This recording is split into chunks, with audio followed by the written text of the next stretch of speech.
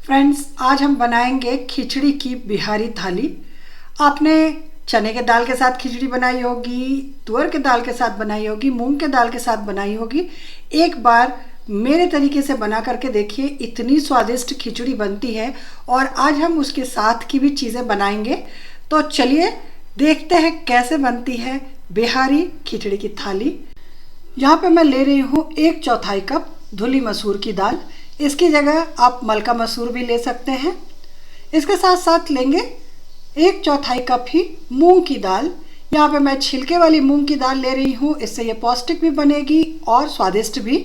आप फिर भी धुली मूंग की दाल भी ले सकते हैं इसमें। अब हमने 1/4 कप मसूर की दाल ली और 1/4 कप मूंग की दाल ली, यानी कि आधा कप दाल लिए हमने, तो हम आधा कप ही चावल लेंगे। तो यहाँ पे मैं ले रही हूँ आधा कप बासमती चावल। आप इसके लिए छोटे दाने वाला चावल भी इस्तेमाल कर सकते हैं, या जो चावल आप घर में खाते हैं उसे इस्तेमाल करें। इसे अभी हम धो करके और भीगने को डालेंगे। तो चावल दाल को हम 4-5 पानी से अच्छी तरह से रगड़ करके धो लेंगे, जब तक कि पानी साफ ना निकलने लग जाए। तो हमने इसे अच्छी तरह से धो लिया है। अब इसे ढक करके कम से कम 1 घंटा भीगने देंगे। उससे गैस की भी बचत होगी और ये स्वादिष्ट भी बनते हैं अगर भिगा के बनाओ तो। इस बीच हम बैगन का भरता बना लेंगे। हमने बैगन लिए हैं, छोटे छोटे 2 लिए हैं, जो कि बड़े वाले भरते वाले बैगन मुझे मिले नहीं। आपको मिले तो आप बड़े वाले ही 1 ले लें। तो छोटे बैगन को हमने सीधे आग पे पका लिया है और इसका छिलका उतार देंगे। छिलका उतारने के बाद इसकी डंडी को हम अलग कर देंगे।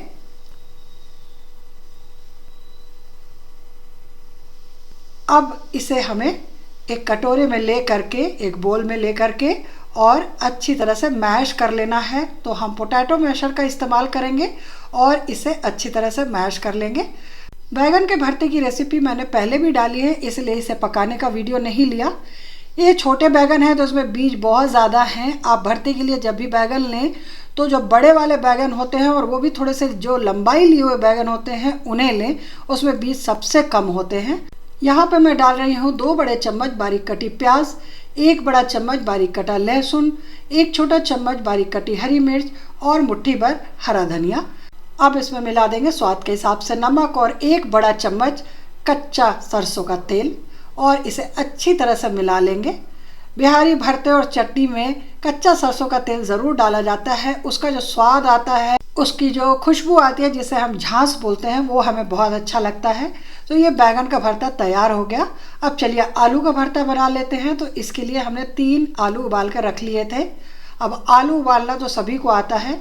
उसका छिलका हम उतार लेंगे।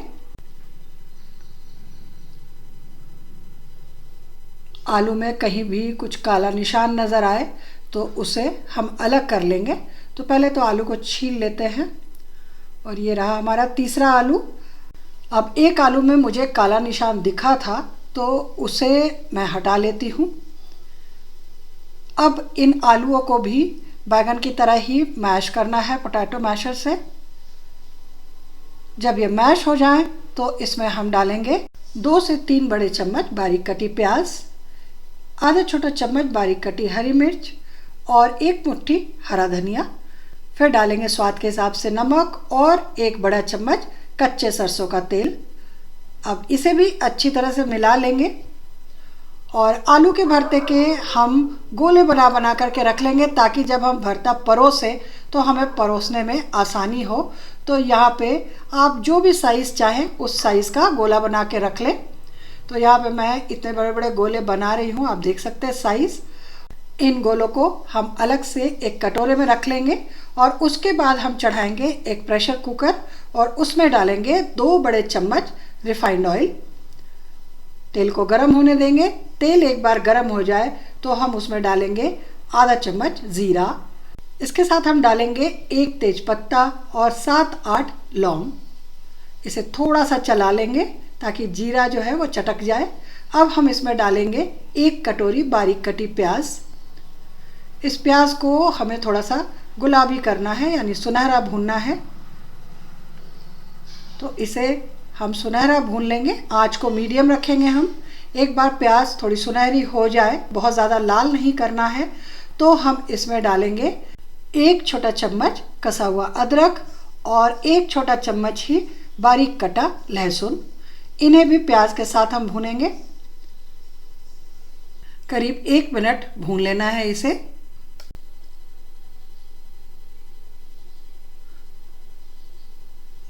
तो ये भुन चुका है, आप देख सकते हैं। अब हमें इसमें डालना है चावल दाल वाला मिक्सचर जो हमने भिगा के रखा है और इसका पानी हमने छान लिया है। तो इसे इसमें डाल देंगे और इसे भी थोड़ी देर भूनना है, जैसे हम पुलाव के लिए भूनते हैं, लेकिन उतना ज़्यादा नहीं भूनना है, थोड़ी देर भूनना है। अब इसी चावल दाल और प्याज लहसुन अदरक के मिक्सचर में हम डालेंगे कुछ सूखे मसाले, जैसे आधा चम्मच कश्मीरी लाल मिर्च पाउडर, आधा चम्मच धनिया पाउडर और आधा चम्मच ही हल्दी पाउडर, और इसके साथ साथ स्वादानुसार नमक। अब इन्हें हम अच्छे से मिला लेंगे। अब इन मसालों के साथ हमें इसे करीब 1 मिनट भून लेना है, बहुत ज़्यादा देर तक नहीं भूनना। चावल दाल हमने 1 कप लिया था, तो यहाँ पे अब हम डालेंगे 4.5 गुना पानी, यानी कि 4.5 कप पानी। तो यहाँ पे मैं 4 कप पानी डाल चुकी हूँ। अब इसे थोड़ा सा मिला लेंगे और मिलाने के बाद हम आधा कप पानी इसमें और डालेंगे।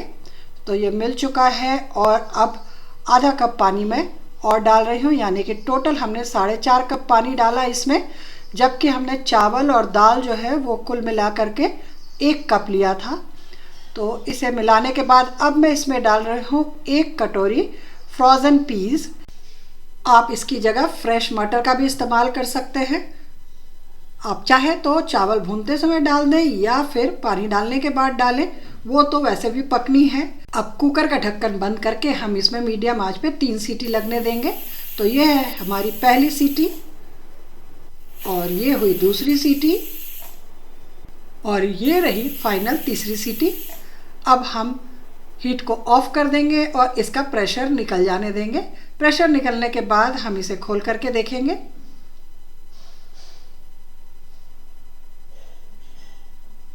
आप देखिए ये कितनी बढ़िया खिचड़ी बन के तैयार हुई है, बिल्कुल परफेक्ट इसकी कंसिस्टेंसी है, न ज़्यादा गीली है न ज़्यादा गाढ़ी है।